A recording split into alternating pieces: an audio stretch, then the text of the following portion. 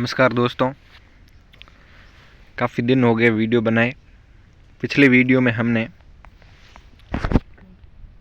अर्णोराज के बारे में पढ़ा था, जो शाकंभरी के चौहान वंश और इसके प्रतापी शासकों के बारे में हम पढ़ रहे थे। इस वीडियो के अंदर हम विग्रहराज चतुर्थ को पढ़ेंगे। विग्रहराज चतुर्थ है जो 1158 ईस्वी में चौहानों का शासक बना और 1163 ईस्वी तक इनका शासनकाल 5 वर्ष इनका शासनकाल रहा। विग्रहराज ने तोमरों को पराजित कर दिल्ली पर अधिकार किया।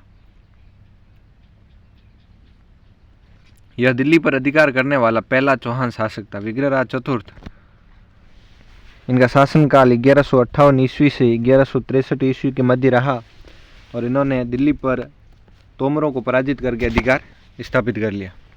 यह दिल्ली पर अधिकार करने वाला पहला चौहान शासक था। इसने गजनी के खुसरू शाह को भी परास्त किया। विग्रहराज चतुर्थ ने गजनी के खुसरू शाह को भी पराजित किया। जयानक भट्ट ने इसे कवि बांधव की उपाधि दी। ये थोड़ा इम्पोर्टेंट है कि जयानक भट्ट द्वारा कवि बांधव की उपाधि किस शासक को दी गई, तो विग्रहराज चतुर्थ। विग्रहराज ने हरकेली और उसके दरबारी विद्वान सोमदेव ने ललित विग्रहराज नाटक की रचना की। तो ललित विग्रहराज नाटक की रचना किसने की? विग्रहराज ने। तो हरकेली और उसके जो दरबारी विद्वान था सोमदेव, उसने ललित विग्रहराज नाटक की रचना की। विग्रहराज द्वारा हरकेली नाटक की रचना और सोमदेव द्वारा ललित विग्रहराज की रचना।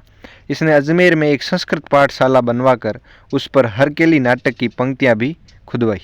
विग्रहराज चतुर्थ ने अजमेर में एक संस्कृत पाठशाला की स्थापना की है, जिससे तुड़वाकर कुतुबुद्दीन ऐबक ने 2.5 दिन का झोंपड़ा मस्जिद बनवाई थी।